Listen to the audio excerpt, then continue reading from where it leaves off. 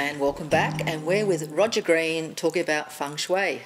And it's just such a huge topic. I don't know that I'd realise how huge a topic it is. We have an interesting little gizmo here, which I might just hold up. What is this, Roger? It's called a Lope and Compass, a Chinese word for meaning essentially a compass. Essentially the classical Feng Shui practitioner uses the Lope and to start to look at the energy grid of the house. Now, Feng Shui is pretty much divided into two aspects. You've got the Yang side and the Yin side. And what I mean by that is the Yin side is the more physical, tangible side, and then the Yang side is more to do with the cosmos, astrology, the client's horoscope. So we're constantly bringing these two dynamics into play in the Feng Shui consultation. So the so-called Yin side, or the form school, is very much about what you see and the shape and the colours and the contours and the basic sort of physical layout. It's very much based on sort of common sense, and we look at building materials. We look at how we can really enhance the design with, using things that are paramagnetic and breathing life force, etc. And we look at things like Sha Qi. It's a Chinese word that means more like the negative influences. So very basically, Feng Shui maximizes the positive influences, and we deal with the negative influences. Then with the Lope and, the first thing that we do with this, we actually take a directional reading. Right at the center here is just the sun's pattern. So when you sort of sit down and you're going to design a house, the first thing you really want to think about is what the sun's doing. And the sun's always going to take a journey between yin and yang. So for the southern hemisphere, and I've adapted Feng Shui completely for the southern hemisphere, because we need to do that because we've got the sun's pattern that rises in the east and goes high to the north and sinks in the west, and it's low in the south.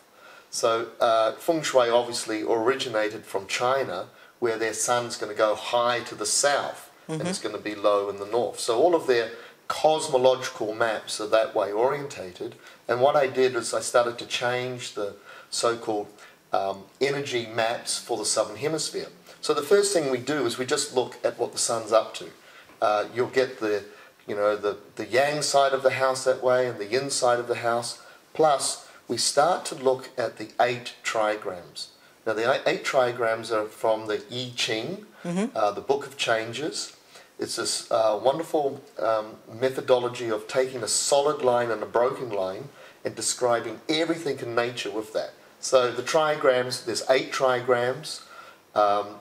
There's many Feng Shui books out there now. There's hundreds of them, and they talk about the Ba Gua. Ba means 8 and Gua means trigram.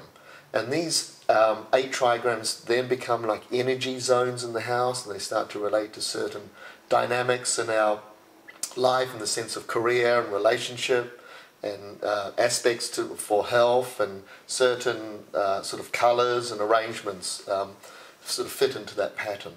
Okay. So that's essentially what a Feng Shui practitioner would be doing. And obviously we're going to see more of that when we follow you around with the camera.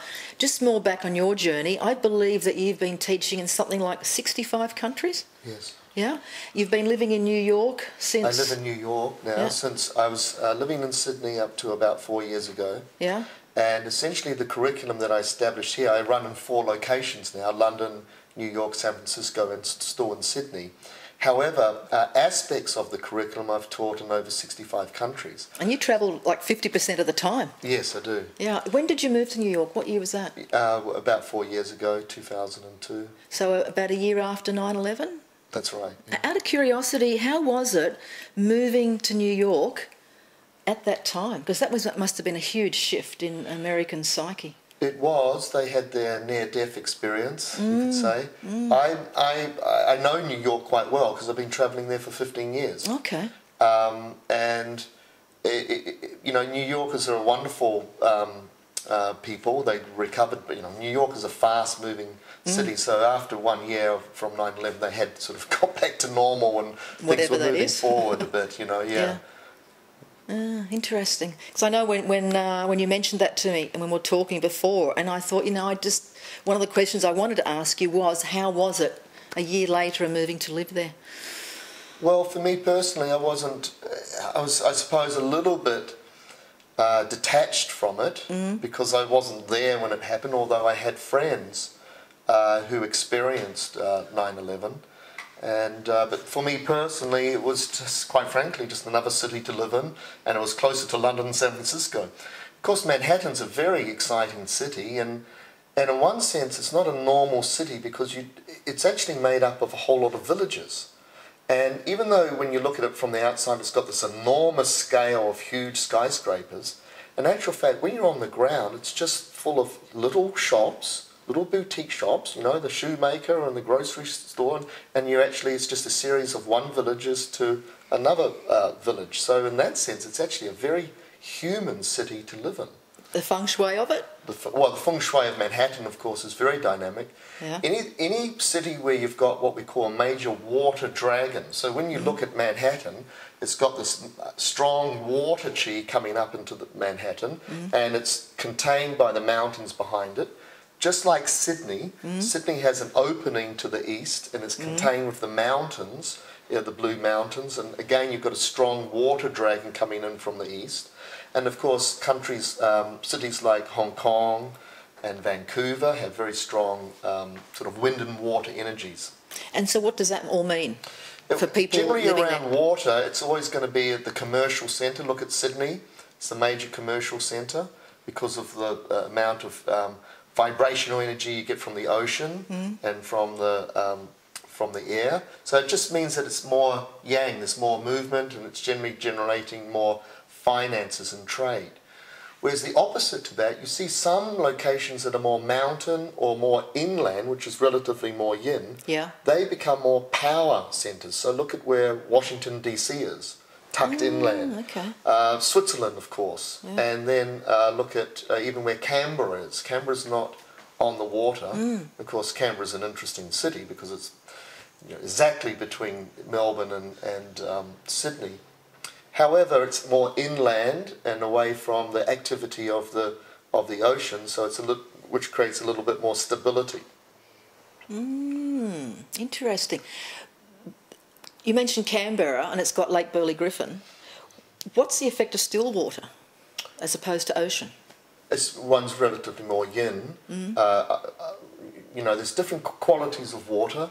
For instance, the ocean would describe as more yang, like a river, and an ocean is more yang, whereas a pond or a lake is more, you could say, reflective, contemplative. Which is the feminine. Which is the feminine and the more yin side. Canberra is interesting because it is actually a combination of feng shui and sacred geometry, because the architect was actually from the esoteric side of the fence. He was part of the Freemason tradition, and he studied all the sacred geometry, which is, in a way, our heritage in the Western world. That's our feng shui, if you like. And his wife was Chinese, and she was from a diplomatic family, and she knew the feng shui dynamics. Hence, you've got Canberra up on the hill, concentric roads, land, road, land, water, just like Amsterdam, where it actually starts to create quite a bit of a vibrational charge or capacitive charge. They made the lake, as you know, and so you've got the mountain and the waters, and that's what we call the so-called Ming Tang, or bringing all of the energy and gathering all of the energy before it enters into the building. So relatively speaking, it's a fairly well-designed capital city. Fascinating. And in one stuff. sense, energetically, it has worked, relatively speaking, for Australia. Generally speaking, Australia's been on a good wave. Actually, that's very true. We might talk with you a bit about that later. What we're going to do now, though, is we're going to start following Roger around the house and check out the feng shui.